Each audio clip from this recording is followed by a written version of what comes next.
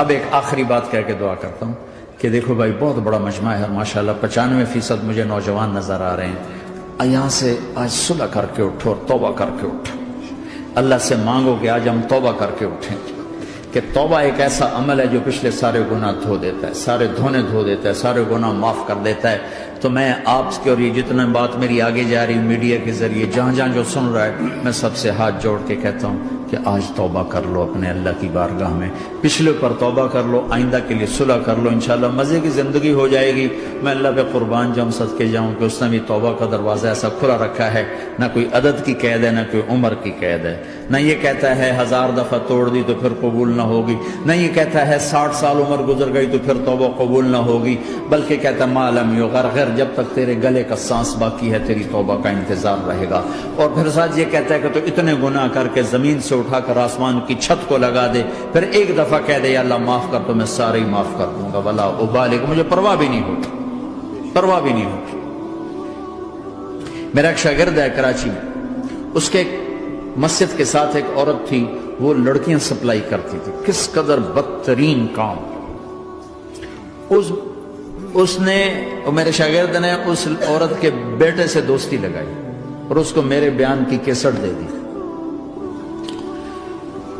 اس نے کہا یہ سن لینا۔ اس نے گھر میں جا کے لگا لی، اس کی ماں کام کرتے ہوئے چلتے پھرتے سن رہی، کانوں میں آواز پڑ رہی۔ تھوڑی دیر کے بعد وہ آ گئی، کہنے لگی مجھے بھی سنا، تو اس نے سنی، پھر کہنے لگی دوبارہ سنا، پھر دوبارہ سنی، پھر کہنے لگی ایک دفعہ اور سنا، پھر ایک دفعہ اور سنی۔ کہنے لگے یہ کون ہے؟ پتہ نہیں کون ہے۔ کہ کس نے دی؟ کہ یہ مولوی صاحب جو مسجد کا اس نے دی۔ تو اس نے بیٹے کو لیا اور مسجد کے دروازے پر آ کے، لوگ تراویح پڑھ کے نکل رہے تھے، انہوں نے کہا میں یہاں کے امام سے ملنا چاہتی ہوں۔ تو آ گیا، امجد نام ہے اس کا، کہا مولوی صاحب یہ کیسٹ آپ نے دی ہے؟ کہا جی۔ یہ کون ہے؟ کہ میرا استاد ہے۔ کیا نام ہے؟ طارق جمیل۔ کہا اس نے کہا ہے کہ جتنے بھی گناہ کرو توبہ کرو تو قبول ہو جاتی ہے، تو میری توبہ قبول ہو سکتی ہے؟ تمہیں تو پتہ میں کیا کرتی ہوں۔ کہاں بی بی توبہ تو سب کی قبول ہے۔ کہا اچھا پھر میں تمہیں گواہ بناتی ہوں، میری توبہ، میری توبہ۔ اور اگلے دن مسجد میں آنا شروع کر دی تراویح میں، اور دعا کرے یا اللہ اگر میری توبہ قبول ہے تو مجھے اٹھا لے، اگر میری توبہ قبول ہے تو مجھے اٹھا لے، اگر میری توبہ قبول ہے تو زور زور سے دعا کرتی، عورتوں کے اس میں جس طرح عورتیں نماز پڑھتی تھی۔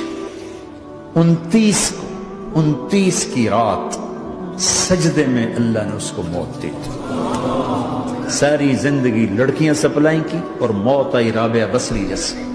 توبہ ایسی چیز، اے اللہ میری توبہ قبول ہے تو مجھے اٹھا لے۔ 29 کی رات سجدے میں اللہ نے اس کی روح کو قبض کی۔ تو میرے بھائیو بہنوں، جتنا مجمع آپ موجود ہو، جتنا اس کے ذریعے سے سن رہا ہے، آج توبہ کر لو۔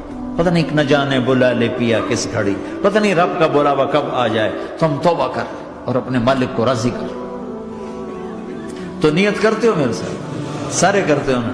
تو کہو یا اللہ میری توبہ، پھر کہو یا اللہ میری توبہ، پھر کہو یا اللہ میری توبہ۔ اللہ کی قسم اگر دل سے کہا ہے سب معاف ہو۔ میں نواب شاہ میں تھا تو ایک وڈیروں کو جمع گیا، وڈیرے مسجد میں تو آ نہیں سکتے، سندھی وڈیرے، تو ہم نے ایک وڈیرے سائیں کے گھر میں ہی بیان رکھ دیا، تو وہاں آگے سارے، تو ایک وڈیرے کو لے کر بڑی مونچھیں اور جلالی چہرہ اور بہت غلط زندگی، میں نے بیان کیا، وہ بیان میں روتا رہا۔ جب میں نے کہا ہاں بھائی توبہ، میں ہر بیان میں یہ کرتا ہوں کوشش، شاید کوئی ایک آدمی میرے ذریعے سے توبہ کر جائے تو میری بخشش کا سامان بن جائے، تو اس نے زور سے کہا اللہ سائیں توبہ، اللہ سائیں توبہ، اللہ سائیں توبہ۔ ساری زندگی کی غفلتیں تھیں۔ گھر گیا اور یہ ظہر پہ بیان ختم ہوا ہے اور مغرب پہ اس کی موت واقع ہو گئی۔ ساری زندگی گناہوں میں گزار کے وہ گیا جنت میں، کہ توبہ تہدم ما کان قبلہ، کہ توبہ ہر گناہ دھو دیتی۔ شیطان ایک راستے سے آتا ہے، کیا فائدہ توبہ کا، ادھر کرتا ہوں ادھر ٹوٹ جاتی، کیا ارے فائدہ، دیکھو یہ فائدہ نظر آئے کہ نہیں؟ 2 فائدے دکھائیں، ایک سجدے میں مری ہے اور ایک ساری زندگی گناہ کر کے ظہر سے مغرب تک کا حصہ اس نے توبہ کا گزارا ہے اور گیا جنت میں۔ کبھی مایوس نہ ہونا اللہ سے کہ میں اتنے گناہ کرتا ہوں، اللہ کیسے معاف کرے گا؟ اللہ بڑا کرے. اللہ تھانے دار نہیں ہے، مہربان ہے، دوست ہے، ہمارا دوست ہے. اللہ سے باتیں کرو، اللہ سے یاری لگاؤ، اللہ کو دکھڑے سناؤ، یا اللہ میرے ساتھ یہ ہو رہا ہے تو کچھ کر دینا.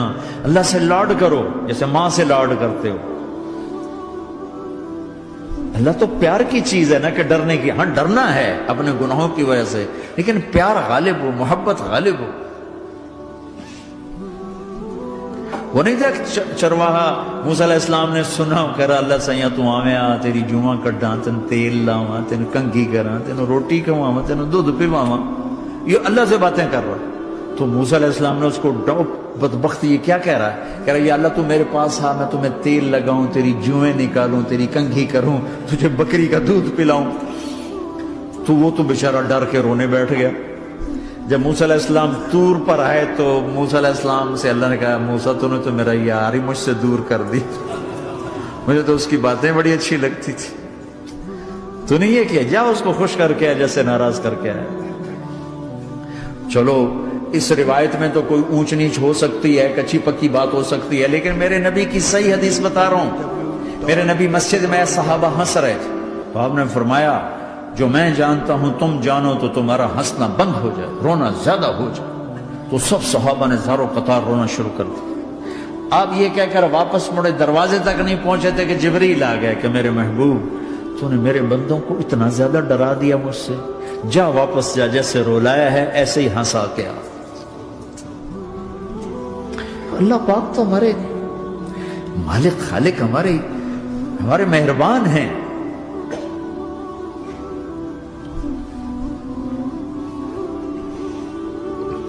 اللہ کو نہیں سنائیں گے تو کس کو سنائیں گے؟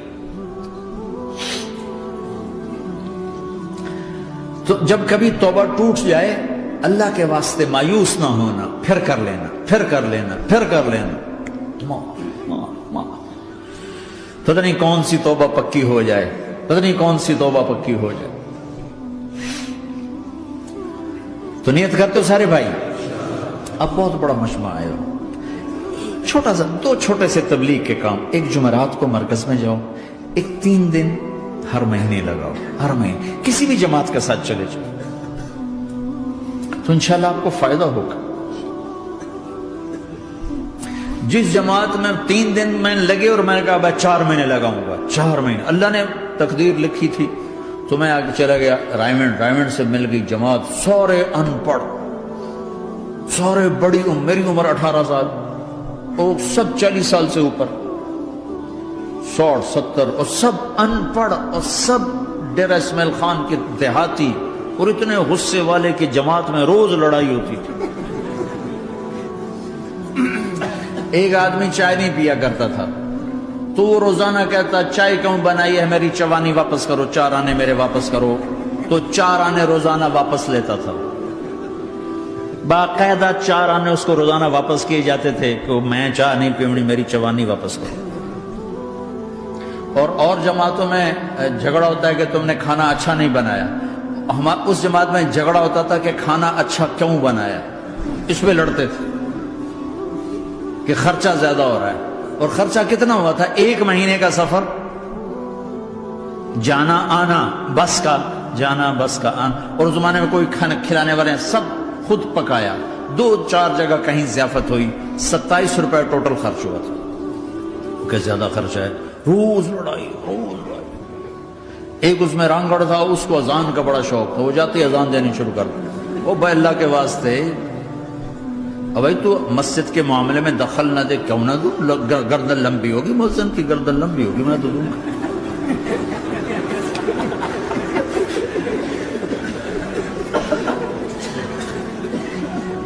وہ امیر بھی چٹا ان پڑھ تھا، بالکل ان پڑھ، مطلب عجیب وہ نمونہ تھی جماعت. یعنی اس میں ہر ایسا ایلیمنٹ موجود تھا کہ میں بستر اٹھا کے بھاگ جاؤں، لیکن مجھے اسی سے فائدہ ہو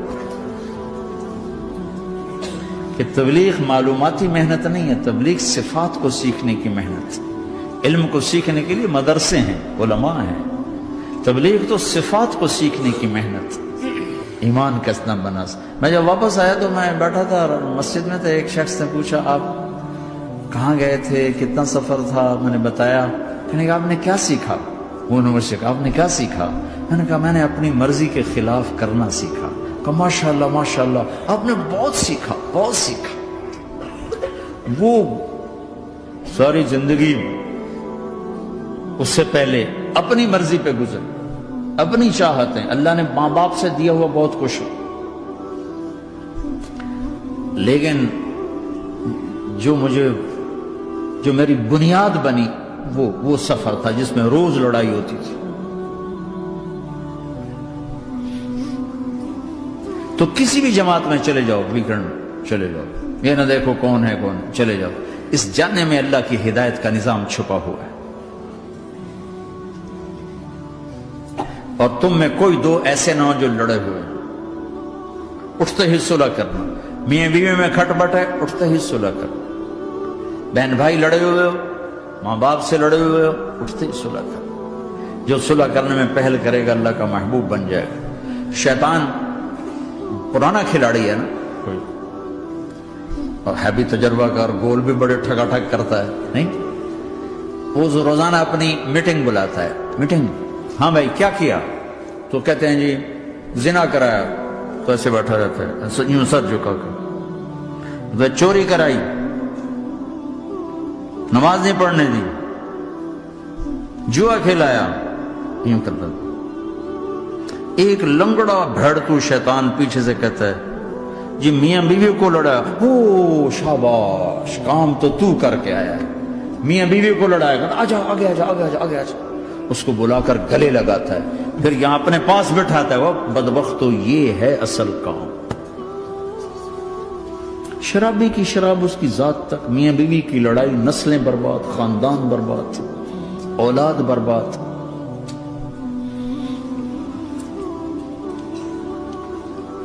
تو آپس کا معاشرہ بناؤ، اسلامی معاشرہ بناؤ، محبت والا، درگزر والا. ایک دوسرے کی تعریف کرو، ایک دوسرے کو گفٹ دو، ہدیہ دو. میرے نبی نے فرمایا جب کوئی سفر سے واپس آئے تو بیوی کے لیے ضرور تحفہ لے کر آئے، اور کچھ نہ ملے تو کوئی پتھر ہی لے کر آئے. مارا واسطے نہیں، گفٹ واسطے. اور بیوی سے اللہ کے نبی نے کہا جو بیوی اپنے خامند کو ویلکم کرتی ہے دروازے پر خوشی کے ساتھ، تو اس کو اللہ کی راہ میں جہاد کرنے والے کا آدھا اجر ملتا ہے. صرف مسکرا کے دیکھ. اندر وڑو تو منہ تے 12 بجے منتے، اپنے تو 24 بج جاندے. کبھی بیوی خامند کو تانا نہ دے، خامند بیوی کو تانا نہ دے. پیار محبت کے انداز میں بات کرو جو دلوں میں. اولاد کو بھی ایسی ڈانٹ ڈپٹ، یہاں تو ویسی ڈانٹ ڈپٹ نہیں ہے، لیکن میرے نبی کا طریقہ بھی یہ نہیں ہے. نیت کرتے ہو انشاءاللہ. درشی پڑھو. اللہم لک الحمد کما انت اہلہ، فصل علی محمد کما انت اہلہ، وفعل بنا ما انت اہلہ، انک اہل التقوی و اہل المغفرہ.